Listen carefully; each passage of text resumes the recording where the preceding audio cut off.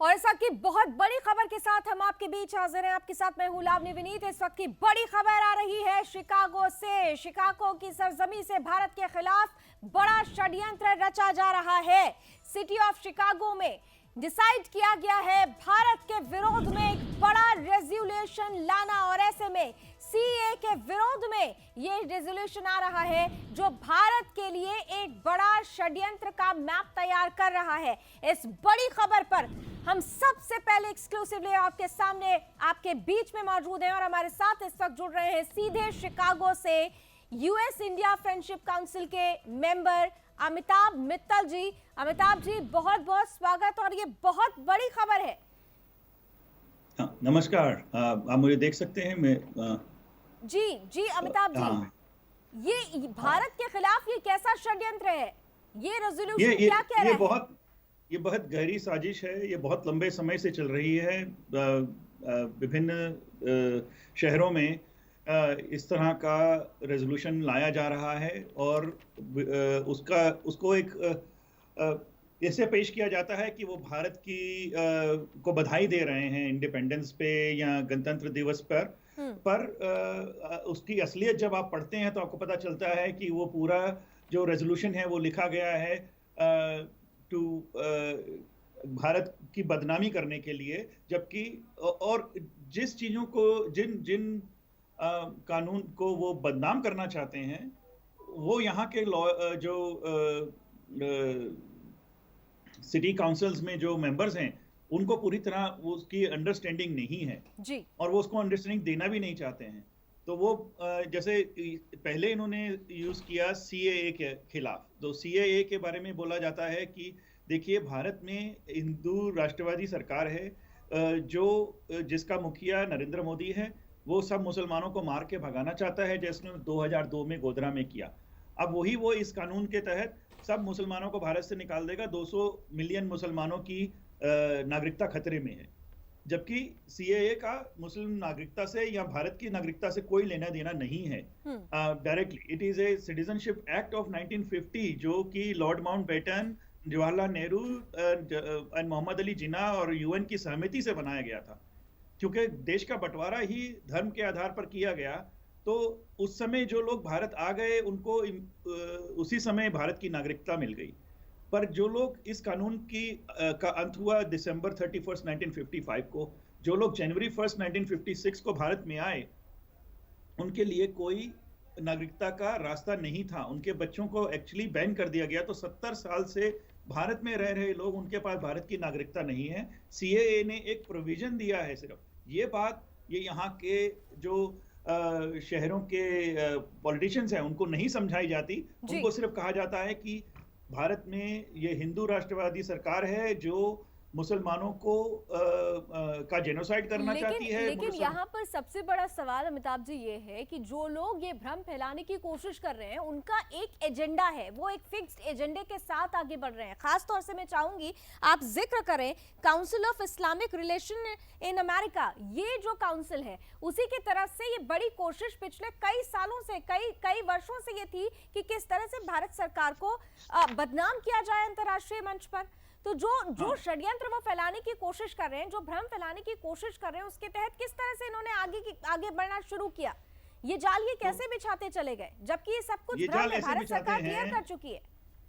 ये जाल इसलिए बिछाते हैं कि जो भारतीय मूल के नागरिक हैं अमेरिका में, वो भारत के साथ साथ अमेरिका की प्रगति के लिए काम करते हैं। जी हर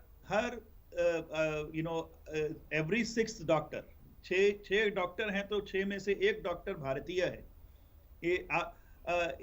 अगर आप इंजीनियर देखते हैं, नासा में देखते हैं, आप अभी नया कंपनी आया स्पेसएक्स में देखते हैं, आप सब जगह भारतीय अपना इतना भारी योगदान दे रहे हैं अमेरिका की प्रगति के लिए, वो उसमें व्यस्त हैं। उनको ये रियलाइजेशन नहीं हो रहा है कि इस तरह के रेजोल्यूशन लाए जा रहे हैं जिनसे कल को हमारे बच्चों पर ये फर्क पड़ेगा कि कल हम एक डिग्निटी से यहाँ नहीं जी सकते, हमारे पे एक लांछन लगाई जा रही है चुपचाप। और ये साजिश केयर की चल रही है अमेरिका में काफी देर से। पर ये जो अभी तक जो 6-7 शहरों में ये रेजोल्यूशन पास हुआ है इस तरह का, जी केयर खुल के सामने नहीं आया था, पर शिकागो में हम इसमें सफल रहे हैं कि केयर को खुलकर सामने आना पड़ा और सच्चाई बतानी पड़ी कि इस रेजोल्यूशन के पीछे उनका हाथ है। यहाँ पर एक बड़ी महत्वपूर्ण बात आपने कही कि अलग अलग शहरों में इस रेजोल्यूशन को पास कराने के लिए पूरा एक ऐसे तैयार किया गया, यानी स्क्रूटनी की गई कि कहां कहां पहले इसे पास कराया जा सकता है। आपको लगता है कि जो जिन पहले शहरों में ये रेजोल्यूशन पास कराया गया है और अब सिटी ऑफ शिकागो में भी जो ये बड़ा षड्यंत्र रचने की कोशिश की जा रही है, एक क्या बेसिक अंतर आप देख पा रहे हैं? क्योंकि यहाँ पर आप लोग हैं जो आवाज उठा रहे हैं इसके खिलाफ। हर जगह पर इसके खिलाफ आवाज उठाई गई, पर शिकागो में जो डिफरेंस है वो ये है कि शिकागो में जो काउंसिल है वो काफी बड़ी है। बाकी जगह 6-7 जगह जहां ये रेजोल्यूशन वो पास कराने में सक्सेसफुल रहे हैं, वो वहां पे काउंसिल 6 या 7 मेंबर्स की है और उन 6-7 मेंबर्स को इन्होंने क्विकली कन्वर्ट कर लिया और वो रेजोल्यूशन पास करवा लिया। शिकागो में जो काउंसिल है वो 50 मेंबर्स की काउंसिल है, काफी बड़ी काउंसिल है, और शिकागो का जो भी रेजोल्यूशन आते हैं वो बाय लॉ 2-3 हफ्ते पहले पब्लिश होते हैं आने से प्रपोजल। तो हमें समय मिला उसको काउंटर करने का, और क्योंकि 50 लोग हैं तो वोटिंग उनको काफी लोगों का सहमति चाहिए उसके अप्रूवल के लिए, तो इसलिए हम शिकागो में सक्सेसफुल रहे। ये हमारी एक ये हमारे लिए एक बड़ी जीत कही जा सकती है, बड़ी जीत कहा जा सकती है। हमने 6 बार इसको रोकना है। वंदना झिंगन जी भी हमारे साथ जुड़ चुकी हैं, वरिष्ठ पत्रकार भी हैं और शिकागो से लगातार हमारे साथ जुड़ती रही हैं। वंदना जी, आपका भी बहुत बहुत स्वागत। और सीधा सवाल है, इतना बड़ा षड्यंत्र और एक के बाद एक जो तस्वीर सामने आ रही है, भ्रम फैलाने की कोशिश अब इंटरनेशनल प्लेटफॉर्म पर भी। सीएए की जब परिस्थिति बनी थी, सीएए का जब विरोध हो रहा था दुनिया भर में, तब भारत सरकार ने ये क्लियर कर दिया था कि सीएए में ऐसा कुछ भी नहीं है जो मुसलमानों के खिलाफ हो। इसके बावजूद भी अगर एक काउंसिल जो council of Islamic relation in America है वो आगे आता है और ऐसे रेजोल्यूशन पास कराता चला जाता है, तो इनको बैकबोन कहां से मिल रहा है, इनको बून कहां से मिल रही है? सबसे महत्वपूर्ण ये मुद्दा हो जाता है। सबसे बड़ी बात है लावनी जी, सबसे पहले तो आपका धन्यवाद कि आपने हमारे दर्द को समझा। इस वक्त हम लोग जो है, ये अगस्त में ये शुरू हुआ था और सबसे बड़े इतना डिसीविंग है, अगर आप इस रेजोल्यूशन को पढ़ेंगे कोई सोच भी नहीं सकता उसकी जो हम भारत को उसकी स्वतंत्रता के ऊपर बधाई देना चाहते हैं। अरे बधाई क्या, मतलब लाइक जैसे आप हमारे घर में आए और आप मेरे बर्थडे के लिए मुझे विश करना चाहते हैं, बट लेकिन उसके बाद में आप मुझे कोई ऐसी गाली नहीं है जो ना दे, तो आप इस तरह से कैसे हम इसको स्वीकार करेंगे? बात यहाँ अभी तक ये इस बात की है, 49th वार्ड की जो है मिस मरिया हेडन, जो एल्डर वुमेन है यहाँ की, उनके यहाँ पे लोग अभी कोविड जो चल रहा है उसके लिए इतना ज्यादा वहां प्रकोप है, उसमें उसका ध्यान नहीं है। उसका जो दायरा है वो 10 किलोमीटर से कम में आता है, उसका जो वार्ड का है, उसमें उसको चिंता नहीं है कि उनके लोगों को वैक्सीन लगवाई जाए, उसमें उसको चिंता नहीं है। उसको 10,000 मील दूर जो है भारतवर्ष, जो भारत जो है विश्व की लार्जेस्ट डेमोक्रेसी है, उसको वहां की चिंता पड़ी है। And we are trying to explain her कि this has been passed by upper house, lower house. अगर जिनको लड़ना ही है, तुमको इंटरनेशनल लॉ के बारे में मालूम होना चाहिए। आप वहां जाइए, रहिए भारत में और फिर कुछ करिए, क्योंकि कुछ लोग जो हैं जो इसके पीछे एक हिडन एजेंडा लेकर के भारत को बदनाम करने की कोशिश कर रहे हैं। ये सबसे दुख की बात है कि 150 साल के हिस्ट्री में, इतिहास में, शिकागो में आज तक कभी किसी भी राष्ट्र के खिलाफ इस तरह का रेजोल्यूशन नहीं आया। Why India? अभी अमिताभ जी से आप लोग सुन रहे थे, can they even in America, even anywhere in the world, can they imagine a day without an Indian? Nobody. आज मैं आपसे बात कर रही हूँ, उसके पीछे भी भारतीय मूल के इंजीनियर्स का हाथ है। जिस टेक्नोलॉजी को हम बात कर रहे हैं, यही हमने उस दिन कहा था। आज आप पेंडेमिक रहा, चाइना ने तो सिर्फ सबको वायरस दिया, भारत तो आज भी वैक्सीन दे रहा है। और अभी क्वाड की मीटिंग हुई है, प्रेसिडेंट जो बाइडेन है इस वक्त हमारे यहाँ के, उन्होंने भी तारीफ की है। तो मुझे इस बात की इतनी दुख नहीं है, मुझे क्रोध आ रहा है कि इनको ये चीज क्यों नहीं दिख रही है। और जब बात करते हैं इंटरनेट, इंटरनेट कहां से ह्यूमन राइट हो गया? क्या ये चाहते हैं जो 6 जनवरी को वही सब कुछ वहां होता रहे और यही वो करा रहे हैं? नहीं, ये जिस ह्यूमन राइट्स की बात कर रहे हैं, ये जो विदेशी ताकतें हैं जो भारत के खिलाफ जो एक षड्यंत्र बनाने की कोशिश कर रहे हैं कि यहाँ पर हमारे यहाँ विशेष वर्ग का कोई ह्यूमन राइट नहीं है, तो उनको क्या चाइना में जो हो रहा है वो नजर नहीं आता? खुद यूएस में कई बार ऐसी तस्वीरें आई हैं, क्या वो नजर नहीं आता? ये भारत के खिलाफ ऐसे षड्यंत्र के पीछे उद्देश्य आप क्या देखती हैं? उद्देश्य ये देखते हैं कि भारत इस वक्त बहुत प्रगतिशील है। उद्देश्य इस वक्त ये है कि हम इसको किस तरह से नीचे गिरा सके। उद्देश्य ये है कि कहां कनाडा जो इंडिया से इतना प्रोग्रेसिव है वो अपनी वैक्सीन नहीं विकसित कर पाया और इंडिया उनको वैक्सीन दे रहा है। और वही जस्टिन ट्रूडो जो वहां के प्रधानमंत्री हैं वो किस तरह से बात कर रहे थे, उसके बाद में क्या हुआ। तो इस वक्त भारत को ये बात जानने की है। हम भारतवासी हैं, हम लोग भारत से दूर जरूर हैं पर भारत हमसे दूर नहीं है। हम भारत की बदनामी नहीं बर्दाश्त कर सकते। मैं आपको और मुझे इस बात का बहुत दुख है क्योंकि इसके कंट्रीब्यूटर कौन है, डिवाइडेड कौन कर रहा है और कितने लोग हैं जो भारत में ही बैठे हैं इस चीज को खुद जश्न मना रहे हैं। भारतीय मूल के ही लोग हैं जो इसमें है। नाम मैं देना चाहूँ, अब आप नाम सुनना चाहेंगे, पुष्कर शर्मा है, मोतिका आनंद है। ये लोग क्या आप नाम देख के आपको डिसीव नहीं होता? बिकॉज ये कहाँ के हैं, इनके कहाँ के हैं जो। और मैं एक बात कहती हूँ, बड़े गर्व से कहती हूँ, जो अपनी जन्म भूमि का नहीं है वो अपनी कर्म भूमि का भी नहीं हो सकता। देखिए, आपने बड़ी महत्वपूर्ण बात कही कि जो अपने जन्मभूमि का नहीं वो अपने कर्म भूमि का नहीं हो सकता। लेकिन यहाँ पर एक परिस्थिति, मुझे वंदना जी आपसे एक सवाल लेकर फिर मैं अमिताभ जी के पास जाऊंगी। जब यूएस में जब सत्ता परिवर्तन हो रहा था और मेरी आपसे बात चल रही थी, उस वक्त आपने ये मुद्दा उस वक्त भी आपने उठाया था और आपने कहा था कि देखिए सबसे बड़ी परिस्थिति आएगी कि भारत की तरफ से जो भी कानून लाए गए हैं उनके खिलाफ विदेशी ताकतें जो षड्यंत्र रच रही हैं भारत के खिलाफ वो और ज्यादा मुखर होंगी सत्ता परिवर्तन के बाद। तो क्या आपको लगता है कि ये वो ताकतें हैं जिनको साइलेंट सपोर्ट मिल रहा है वहां की सत्ता का? अगर खुलकर बोलें तो क्या बाइडेन का साइलेंट सपोर्ट है इनके साथ? देखिए, आज आपको ये जो केयर की एक रेजोल्यूशन है जिसकी मैं कॉपी आपको भिजाऊंगी, जब उनके वेबसाइट पे आप जाकर के देख सकती हैं, उन्होंने लिखा कि ये प्रेसिडेंट बाइडेन, वो प्रेसिडेंट बाइडेन का नहीं है। वो जब इलेक्शन लड़ रहा था तो उसमें उसने अपने मैनिफेस्टो में ये लिखा हुआ है कि कश्मीर में जो मुसलमानों के साथ हो रहा है। पर जब आप इलेक्शन लड़ते हैं, जो आप करते हैं, इलेक्शन के जो वायदे करते हैं वो बात, और जब आप राष्ट्रपति बन जाते हैं, राष्ट्रपति बनने के बाद तो उन्होंने कहा है कि उन्होंने भारत की तारीफ की है। उन्होंने अभी क्वाड मीटिंग में भी भारत की तारीफ की है और उन्होंने ये भी कहा है कि जो फार्मर्स का बिल आया है वो भी बड़ा प्रोग्रेसिव है, वो होना चाहिए क्योंकि फार्मर्स के लिए बदलाव की जरूरत है।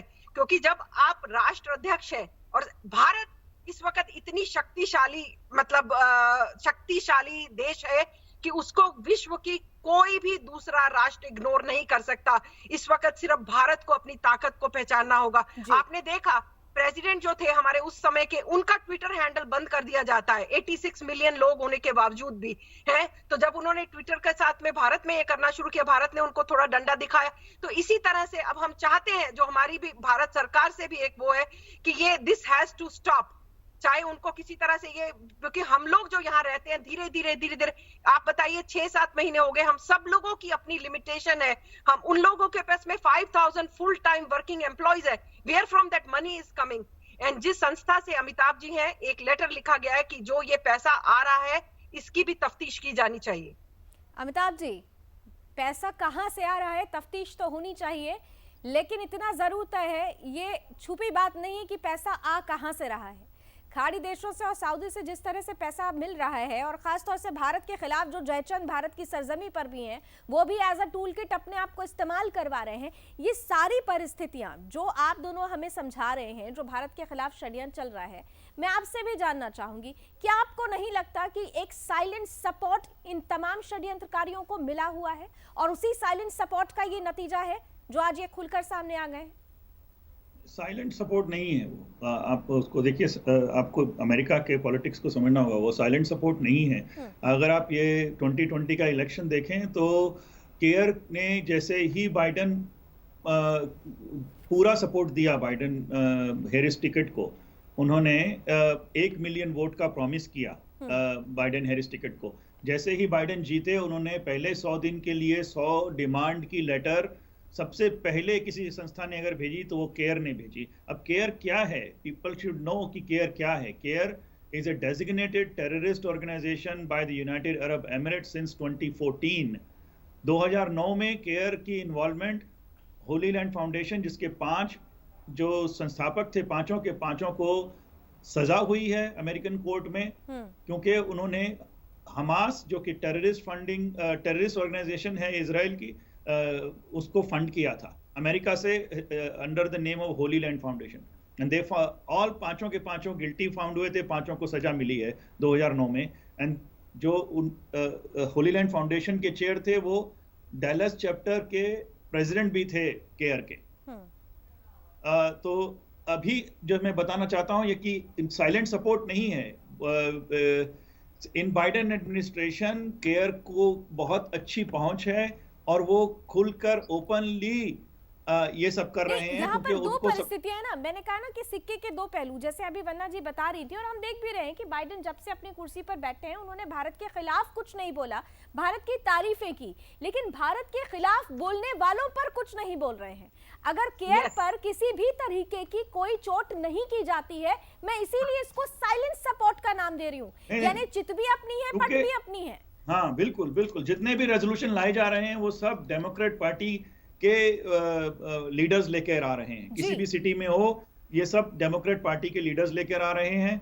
कोई द्वेष नहीं है डेमोक्रेट पार्टी की तरफ से। हमारे भारतीय मूल के लोगों ने भी डेमोक्रेट पार्टी की बहुत सहायता की है, हमारी ऑर्गेनाइजेशंस ने यहाँ पे भी डेमोक्रेट पार्टी की बहुत सहायता की है, क्योंकि हम उनको समझते हैं कि वो हमारा मर्म समझने वाली और सारी अमेरिकी जनता का मर्म समझने वाली पार्टी है।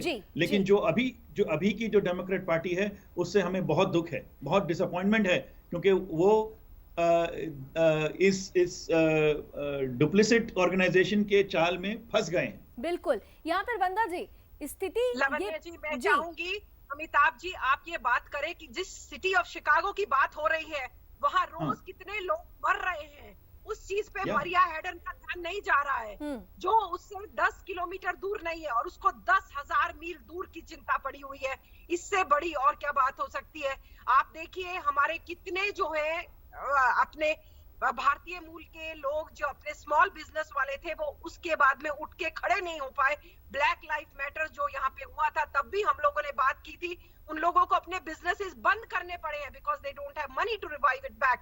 Every day so many killings, they don't have time to look into that, they have time to talk about India. Shame on them actually.